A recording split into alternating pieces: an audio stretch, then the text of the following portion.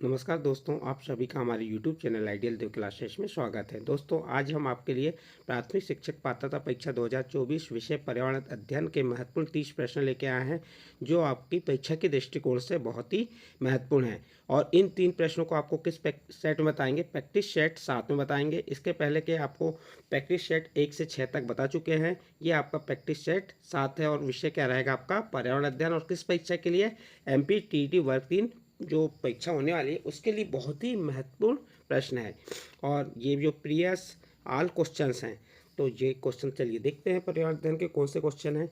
यहाँ पे आपका भाग 5 लिखा हुआ है। ये भाग 5 का अर्थ होता है कि जो आपका पेपर है उसका 5वां भाग जो पेपर होने वाला है, जो आप प्राथमिक शिक्षक पात्रता परीक्षा देने वाले हैं उसका 5वां भाग होगा। ये आपके पेपर 5 भाग में होंगे। पहला भाग, दूसरा भाग, तीसरा भाग, चौथा भाग, ये 5वां भाग रहेगा। ये आपके 30 अंक का रहेगा। आपका पेपर टोटल कितने अंक का रहेगा? 150 अंक का रहेगा। तो चलिए देखते हैं पर्यावरण अध्ययन का प्रश्न नंबर 1। कौन सी विशेषता परिवार की नहीं है? प्रश्न क्या है आपका? कौन सी विशेषता परिवार की नहीं है? ए नंबर, कम से कम 2 भिन्न लिंग वाले वयस्क साथ रहते हों। बी नंबर, प्रत्येक सदस्य की आय भिन्न जमा की जाती हो। सी नंबर, वे समान आवास, भोजन और समान सामाजिक क्रियाओं का उपयोग करते हों। और डी नंबर, सुरक्षा एवं बच्चों का साझा उत्तरदायी। तो इसका सही आंसर आ जाएगा आपका बी नंबर, प्रत्येक सदस्य की आय भिन्न जमा की जाती हो। नेक्स्ट प्रश्न है आपका प्रश्न नंबर 2। मानव शरीर की सबसे बड़ी ग्रंथि होती है? ए नंबर अग्नाशय, बी नंबर यकृत, सी नंबर पीयूष और डी नंबर थायराइड। तो इसका सही आंसर आ जाएगा आपका बी नंबर यकृत। मानव शरीर की सबसे बड़ी ग्रंथि कौन सी होती है? यकृत होती है। नेक्स्ट प्रश्न है आपका प्रश्न नंबर 3। आमाशय का पेशी संकुचन कहलाता है? ए नंबर अवशोषण, बी नंबर पाचन, सी नंबर क्रमाकुचन और डी नंबर परिसंचरण। तो इसका सही आंसर आ जाएगा आपका सी नंबर क्रमाकुचन। जो क्रमाकुचन है ये आमाशय का पेशी संकुचन कहलाता है। नेक्स्ट प्रश्न है आपका प्रश्न नंबर 4। भवन निर्माण के समय आधार के ऊपर बनाई गई 1 मीटर ऊंची दीवार कहलाती है? ए नंबर नींव, बी नंबर मंच, सी नंबर फर्श और डी नंबर दीवार। तो इसका सही आंसर आ जाएगा आपका बी नंबर मंच। नेक्स्ट प्रश्न है आपका प्रश्न नंबर 6। कमरे की छतें ऊंची क्यों बनानी चाहिए? ए नंबर, घर ठंडा रहता है, बी नंबर घर अच्छा लगता है, सी नंबर घर मजबूत बनता है, डी नंबर उपरोक्त में से कोई नहीं। प्रश्न क्या है आपका? कमरे की छतें ऊंची क्यों बनाई जाती हैं? तो इसका सही आंसर आ जाएगा आपका ए नंबर, घर ठंडा रहता है। नेक्स्ट प्रश्न है आपका प्रश्न नंबर 6। पशुओं में होने वाला मुंहपका खुरपका रोग किसके कारण होते हैं? ए नंबर वायरस, बी नंबर जीवाणु, सी नंबर प्रोटोजोआ और डी नंबर कीट। तो इसका सही आंसर हो जाएगा आपका ए नंबर वायरस। वायरस के द्वारा पशुओं में मुंहपका और खुरपका रोग होता है। नेक्स्ट प्रश्न है आपका प्रश्न नंबर 7। क्या कह रहा है? किसी खिलाड़ी की योग्यता की पहचान किससे होती है? ए नंबर योग्यता से, बी नंबर आर्थिक स्थिति से, सी नंबर जाति से और डी नंबर उसकी लग्न से। तो इसका सही आंसर आ जाएगा आपका ए नंबर योग्यता से। नेक्स्ट प्रश्न है आपका प्रश्न नंबर 8। प्रश्न नंबर 8 क्या है? लौंग एवं केसर पौधे के किस भाग से प्राप्त होते हैं? ए नंबर जड़, बी नंबर तना, सी नंबर फूल और डी नंबर फल। तो इसका सही आंसर आ जाएगा आपका सी नंबर फूल से। लौंग एवं केसर पौधे के किस भाग से प्राप्त होते हैं? तो आपका आंसर हो जाएगा फूल से। नेक्स्ट प्रश्न है आपका प्रश्न नंबर 9। निम्न में से कौन सा उत्तराखंड का राज्य प्रतीक नहीं है? A number monal, B number बुरास, C number बाघ और डी नंबर कस्तूरी मृग। तो इसका सही आंसर आ जाएगा सी नंबर। सी नंबर बाघ क्या है? ये उत्तराखंड का राज्य प्रतीक नहीं है। नेक्स्ट प्रश्न है आपका प्रश्न नंबर 10। निम्न में से पृथ्वी पर कौन सा पारिस्थितिक तंत्र सबसे बड़ा है? ए नंबर रेगिस्तान, बी नंबर समुद्र, सी नंबर वन और डी नंबर कृषि भूमि। तो इसका सही आंसर आ जाएगा बी नंबर समुद्र। जो समुद्र है पृथ्वी का सबसे बड़ा पारिस्थितिक तंत्र है। इस प्रकार आपका प्रश्न नंबर 10 कंप्लीट हुआ। इसके बाद नेक्स्ट प्रश्न है आपका प्रश्न नंबर 11। निम्न में कौन सर्वाधिक उत्पादक पारिस्थितिक तंत्र है? ए नंबर उष्णकटिबंधीय वर्षावन, B number tundra, C number savanna और डी नंबर मरुस्थल। तो इसका सही आंसर आ जाएगा आपका ए नंबर उष्णकटिबंधीय वर्षावन। अगला प्रश्न है आपका प्रश्न नंबर 12। एक कक्षा में औसत से कम वाले 4 विद्यार्थी हैं, उन्हें अन्य विद्यार्थी के समान लाने के लिए निम्नलिखित में से कौन सा व्यूह रचना सबसे प्रभावी होगा? ए नंबर, उनके अधिगम के कमजोर क्षेत्रों की पहचान करना और उसके अनुसार सुधारात्मक उपाय उपलब्ध कराना। बी नंबर, यह सुनिश्चित करना कि वे नियमित रूप से विद्यालय आएँ।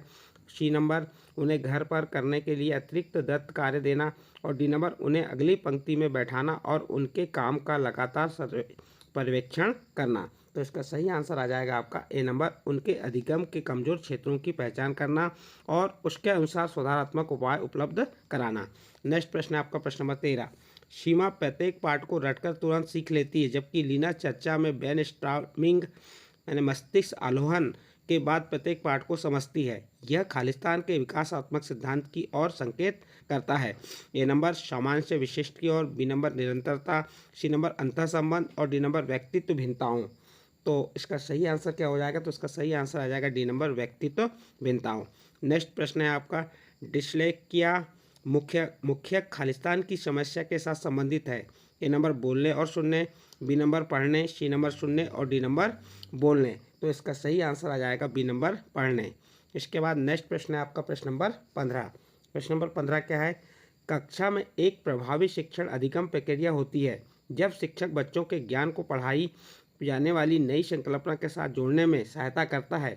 इसके पार्श्व में निहित उद्देश्य खालिस्तान को बढ़ावा देता है।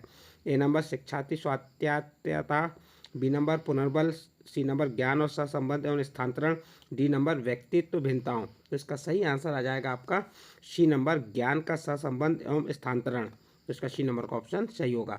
नेक्स्ट प्रश्न है आपका प्रश्न नंबर 16। प्रयोग और प्रयोगात्मक कार्य करते हुए श्यामा का निष्पादन कक्षा में सर्वश्रेष्ठ होता है। उसे बहुत सृजनात्मक विद्यार्थी माना जाता है, इसलिए वह खालिस्तान के द्वारा संकल्पनाओं को सीखती है। ए नंबर अप्रसारी चिंतन, B number modelling, C number अनुकरण और डी नंबर अभिसारी चिंतन। तो इसका सही आंसर हो जाएगा आपका डी नंबर अभिसारी चिंतन। अगला प्रश्न है आपका प्रश्न नंबर 17। एक नवनियुक्त पर्यावरण अध्ययन के शिक्षक के रूप में पढ़ाने से पहले आपकी सबसे पहली प्राथमिकता होगी। ए नंबर कक्षा में धीमी गति से सीखने वाले शिक्षार्थी की पहचान करना, बी नंबर शिक्षार्थियों के लिए पाठ्यानुसार विस्तृत नोट्स तैयार करना, सी नंबर शिक्षार्थी का समाज सांस्कृतिक प्रोफाइल विवरण तैयार करना, डी नंबर पहले से पाठ्य योजना तैयार करना। तो इसका सही आंसर आ जाएगा सी नंबर शिक्षार्थी का समाज सांस्कृतिक प्रोफाइल या विवरण तैयार करना। इसके बाद नेक्स्ट प्रश्न है आपका प्रश्न नंबर 18। क्या कह रहा है? कक्षा 5 की शिक्षिका एक एल्यूमिनियम फाइल लेती है और पानी में डाल देती है एवं देखती है कि वह ऊपर तैरता है। फिर वह फाइल को मरोड़कर जोर से दबाती है यानी निचोड़ती है और फिर से पानी में डालती तथा शिक्षार्थियों को यह सोचने और कारण देने के लिए कहती है कि ऐसा क्यों हुआ। इस प्रश्न का उत्तर देने में निम्नलिखित में से कौन सा प्रकरण कौशल का प्रयोग किया जाएगा? ए नंबर परिकल्पना, बी नंबर वर्गीकरण, सी नंबर अवलोकन और डी नंबर मापन। तो इसका सही आंसर हो जाएगा ए नंबर परिकल्पना। नेक्स्ट प्रश्न है आपका प्रश्न नंबर 19। प्रश्न नंबर 19 क्या कह रहा है? विशिष्ट से सामान्य का सिद्धांत निम्न में से किसमें प्रयोग होता है? ए नंबर विश्लेषण, बी नंबर स्वतः शोध विधि, सी नंबर संश्लेषण और डी नंबर आगमन। तो इसका सही आ जाएगा आगमन विधि। विशिष्ट से सामान्य का सिद्धांत आगमन विधि जो है उसमें इसका प्रयोग किया जाता है। विशिष्ट सामान्य का सिद्धांत निम्न में से किसमें प्रयोग किया जाता है? तो वह आगमन विधि में किया जाता है। नेक्स्ट प्रश्न है आपका प्रश्न नंबर 20। विज्ञान का एक शिक्षक छात्राओं को 3 भागों में बांटता है। प्रथम समूह के सदस्य आपस में कसकर आलिंगन कर रहे हैं, दूसरे समूह के सदस्य एक दूसरे के हाथ पकड़े हुए हैं, तीसरे समूह के सदस्य एक दूसरे से दूर खड़े हैं। शिक्षक क्या पढ़ाना चाहता है? ए नंबर एकता से शक्ति का पाठ, बी नंबर सामाजिक सद्भाव और सी नंबर सामुद्रिक जीवन की विविधता और डी नंबर ठोस द्रव गैस की प्रकृति। तो इसका सही आंसर आ जाएगा आपका डी नंबर ठोस द्रव और गैस की प्रकृति। इसके बाद नेक्स्ट प्रश्न है आपका प्रश्न नंबर 21। प्रश्न नंबर 21 क्या है? पर्यावरण अध्ययन की कक्षा में अवधारणाओं को स्पष्ट करने के लिए कविताओं पर कहानी कथन का प्रयोग करना। ए नंबर पाठ को आनंददायक और रोचक बनाने में मदद करता है, बी नंबर स्थानीय एवं विश्व स्तर पर संसार की प्रकृति को खोजने और कल्पना करने की योग्यता का विकास करने में मदद करता है, सी नंबर बच्चों में विद्वान भाषिक एवं सांस्कृतिक विविधता को ध्यान में रखता है, डी नंबर उचित दिशा में बच्चों की ऊर्जा का संकेंद्रित करता है। तो इसका सही आंसर आ जाएगा बी नंबर स्थानीय एवं विश्व स्तर पर संसार की प्रकृति को खोजने और कल्पना करने की योग्यता का विकास करने में मदद करता है। इसके बाद नेक्स्ट प्रश्न है आपका प्रश्न नंबर 22। चमगादड़ स्तनधारी है क्योंकि वह ए नंबर उड़ता है, बी नंबर रात्रिचर है, सी नंबर शाकाहारी है और डी नंबर बच्चे देता है। तो इसका सही आंसर आ जाएगा डी नंबर, बच्चे देता है। क्या है? चमगादड़ स्तनधारी है क्योंकि वह बच्चे देता है, तो इसका डी नंबर का ऑप्शन सही होगा।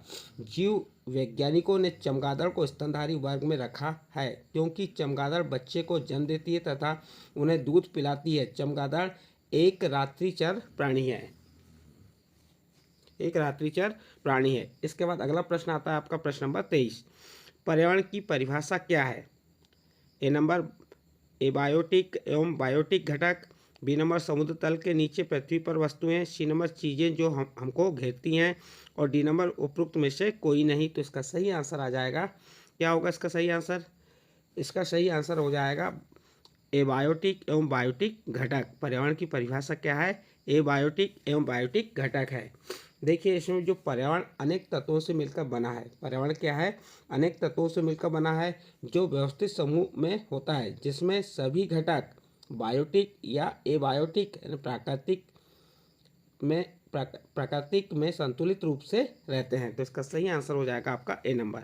इसके बाद प्रश्न नंबर 24 है, कृत्रिम वर्षा के लिए मेघ बीजन के लिए प्ररसायन है। कृत्रिम वर्षा के लिए मेघ बीजन के लिए प्ररसायन है। A number silver nitrate, B number potassium bromide, C number silver iodide और डी नंबर पोटेशियम नाइट्रेट। तो इसका सही आंसर आ जाएगा आपका, इसका सही आंसर क्या हो गया? सोचिए इसका सही आंसर। इसका सही आंसर आ जाएगा आपका C number silver iodide. Silver iodide का प्रयोग कृत्रिम वर्षा कराने के लिए मेघ बीज के रूप में किया जाता है। इसके बाद नेक्स्ट प्रश्न है आपका प्रश्न नंबर 25। बायोडीजल तैयार किया जाता है। ए नंबर यूट्रिक्लोरिया से, बी नंबर जेटोफा से, सी नंबर देवदार से और डी नंबर यूकेलिप्टस से। तो इसका सही आंसर क्या हो जाएगा? तो इसका बी नंबर का ऑप्शन सही होगा, जेटोफा।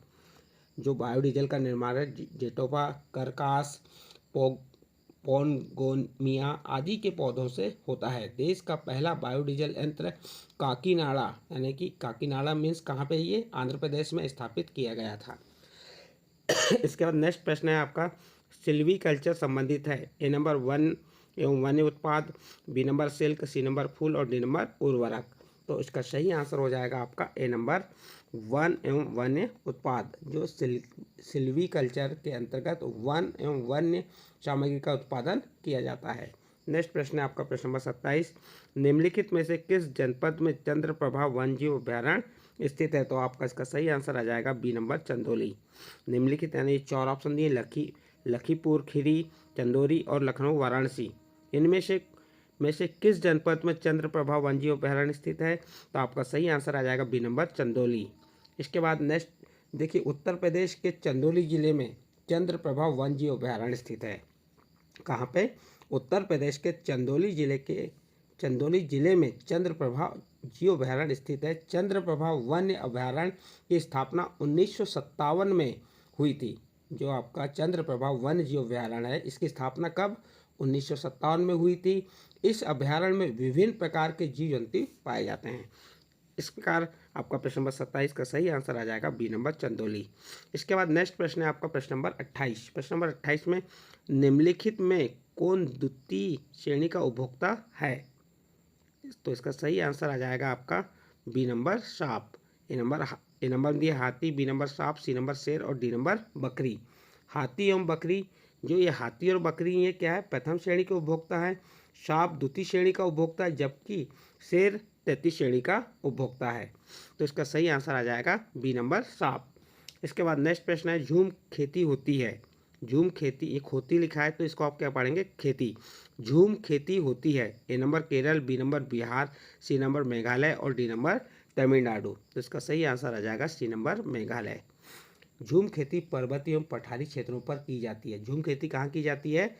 पर्वतीय और पठारी क्षेत्रों पर की जाती है। यह अस्थायी कृषि पद्धति होती है तथा यह कृषि प्रायः पूर्वोत्तर भारत में की जाती है। मेघालय, नागालैंड, मणिपुर आदि प्रमुख राज्य हैं। झूम कृषि एक आदिम प्रकार की कृषि है जिसमें पहले वृक्षों तथा वनस्पतियों को काटकर उन्हें जला दिया जाता है और साफ की गई भूमि पर पुराने उपकरणों से जुताई कर कृषि की जाती है। जैसे ही वहाँ मृदा में उर्वरता समाप्त होती है तो वह स्थान छोड़कर दूसरे स्थान पर जाकर फिर से वह प्रक्रिया दोहराई जाती है। तो इस प्रकार से जो झूम खेती कहाँ होती है, मेघालय में होती है। और झूम खेती क्या है ये आपको हमने बताया। और इस वीडियो का अंतिम प्रश्न है आपका प्रश्न नंबर 30। क्या कह रहा है, शुष्क बर्फ किसका ठोस रूप है। प्रश्न क्या है आपका, शुष्क बर्फ किसका ठोस रूप है। A number ammonia, B number carbon dioxide, C number nitrogen और डी नंबर ऑक्सीजन। तो इसका सही आंसर आ जाएगा बी नंबर कार्बन डाइऑक्साइड। जो शुष्क बर्फ है कार्बन डाइऑक्साइड यानी CO2 के ठोस रूप को कहते हैं। इस प्रकार से दोस्तों आपको हमने इस वीडियो के माध्यम से जो पर्यावरण अध्ययन के 30 प्रश्न बताए और ये आपका प्रैक्टिस सेट 7 था। यदि आपको ये प्रश्न आपके समझ आए हों तो आप हमारे चैनल आइडियल देव क्लासेस को सब्सक्राइब कीजिए, लाइक कीजिए और इस वीडियो को अन्य ग्रुप में शेयर जरूर कीजिए।